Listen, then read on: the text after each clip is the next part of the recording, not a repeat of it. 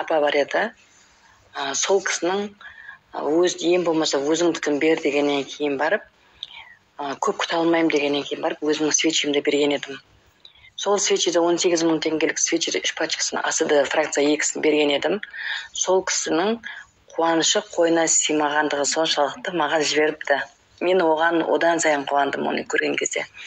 10 күн салған, 10 күндегі аяқтың ісігі күшті болып, керемет болып қайтқан екен. Енді қалған күнгі 20 күннің свечені саламын деп отыр. Ниеттеніп, әуелгі Құдай, одан кейінгі свеченің күшті құдіреттілігі. Қазір мен сізге жіберем. Түнде байқадым, аяқтың ісігі қайтты. Бірақ енді жаңа жүріп келдім, кітайсын келген, бірақ анадағыдай емес.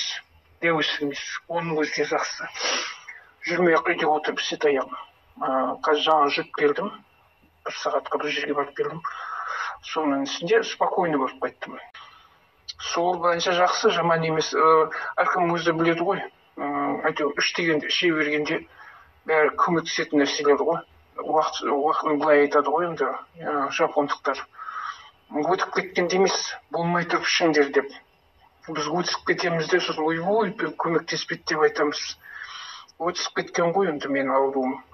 Жалғыз бір дисплазия тазабеудің суставы емес, менде гепатит С да бар, менде панкреатит та бар. Сосын асқазанымда дұрыс емес. Соның бәрін мысалы реттеп атқан сияқты өзіме, өйткені менің жүрегімді алып отыратын. Шай ішкенмін, бір нәрсе жесем де, сол басылды. Бірақ та бұның дым зиян жоқ, пайдасы бар, өте тамаша свеча деп айта аламын. Өткенде стресстің кезінде маған геморрой шыққан. 2 аптадай жүрдім, қиналып. Сол кездері лейликтің 2 пачкасын алдым. Тағы да бір нәрсемен дегенде алдым, 1 пачка, 3 пачка кетті ма. Түк көмегі болған жоқ. Ісікті қайтарды, но бірақ басқа жағынан көмегі болған жоқ. Мынаны мен қазір ол сөз ұят жоқ, үлкен дәретке қона шығам ғой. Ісік қайтқан, шүртеген қайтқан, прямо деген приятно сүртінгенде, приятно, қорқпай сүртінген. Мен сүртінбейтін, мен жуынатынмын. Сүртсем, тиетте ауыртатын. Қазір мен спокойно сүртем.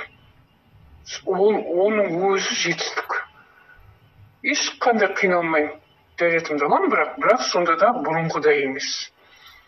Ол туалет бумағымен сүртініп отырсындай бақыт деп есептемеппін, бірақ осы кезде оның өзі бір жақсы нәрсе екен.